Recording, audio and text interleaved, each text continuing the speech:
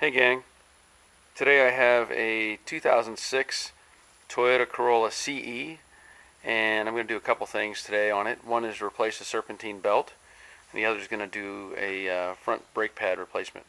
So I'm going to do this serpentine belt first, and I'll do a separate video on the brake pads. But here's the belt I'm using today. This is from Advanced Auto Parts. There's the part number. This is a VVT-I 16 valve 4-cylinder engine. I'm sure they use these in a variety of cars, and I'm not sure what year models these all cover.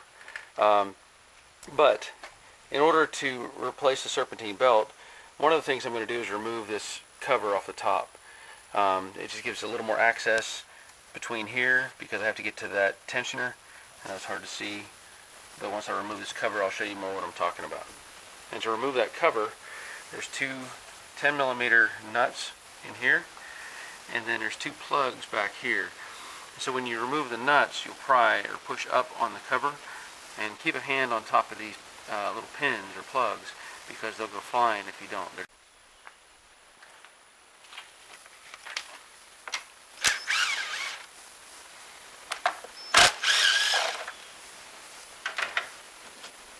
Since they're nuts, you can't get a hold of them very easily with your fingers, so I use a little magnet wand. Get those up and out of the way. And like I said, pry up on that cover, get the push pins released. Here you can see it's just a little plastic push pin. Get those out of the way.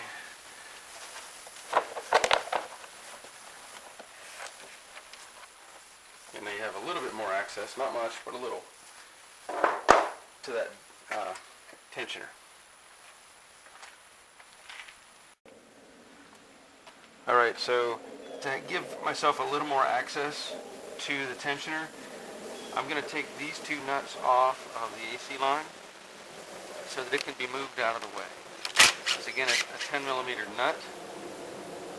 Take those off.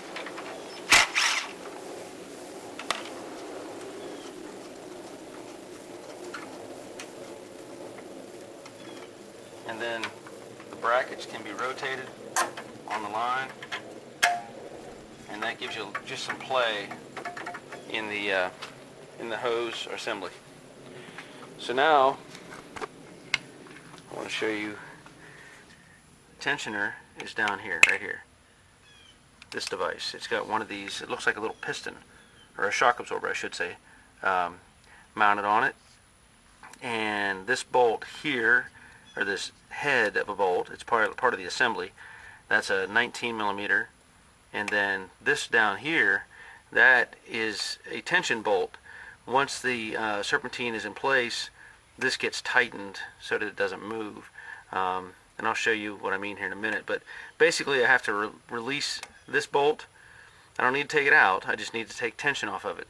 So I'll put a 17mm on it, and I'll interlock another wrench behind it, so that I have some force. And I'll show you what I mean here. Hopefully. So I'm going to put the box end of the 17mm on. You can see that hose being out of the way. I'm going to take the box end of the 19 and hook it into the open end of the 17 and break it loose. Now I'm being careful not to beat up the lines or readjust.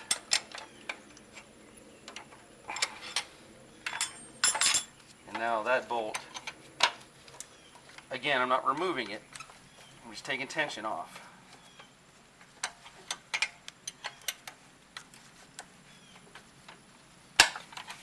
Okay.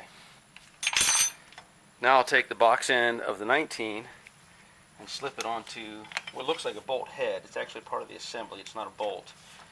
And I could take a 17 or an 18, whichever, and I'm going to interlock that on the open end. Sorry, I need to go the other way. Let me move that up. I'm going to pull towards the front of the car, so I need to hook in to the front fork of the open end and pull down. And you can see it rotate. And I'll try to get the camera so you can see.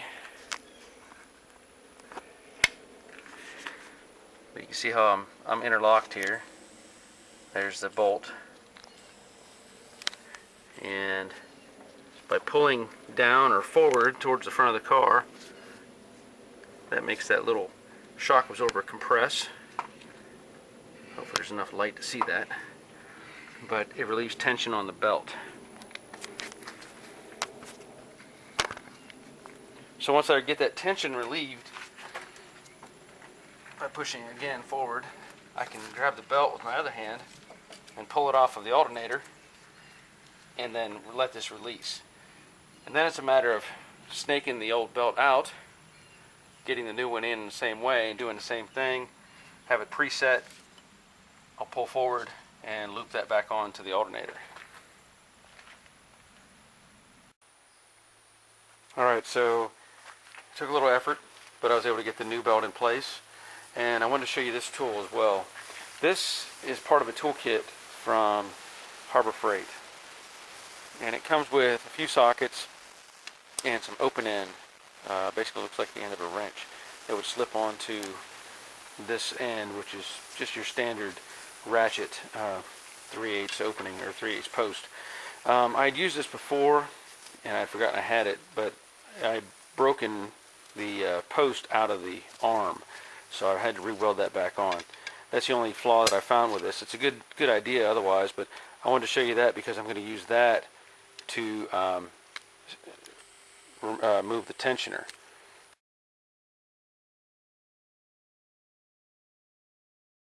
So hopefully you can see. I don't know if I have that in the right spot. Basically I'll just the reverse of what I did earlier as far as taking it off, and I will rotate this forward and then slip the belt up over the alternator. Now you want to make sure that the belt is in all of the grooves properly, aligned with the pulleys properly, and that the tension has returned, you know, onto that pulley assembly. And then at that point I will retighten that secondary bolt or the pivot point bolt again with a 17 millimeter. I don't know the torque on that. I know it's pretty strong. So you know, you tighten that up, and I'll probably again interlock the wrenches and put a little more torque on it. That's an old. Hopefully you can see all that. But that's the plan. And then I will go back and reinstall all the little brackets that I'd removed, so this hose was out of the way. Put the nuts back on, put the cover on, push pins, and the two nuts that hold the cover in place. Hopefully that was informative, and you can do it. Thanks for watching.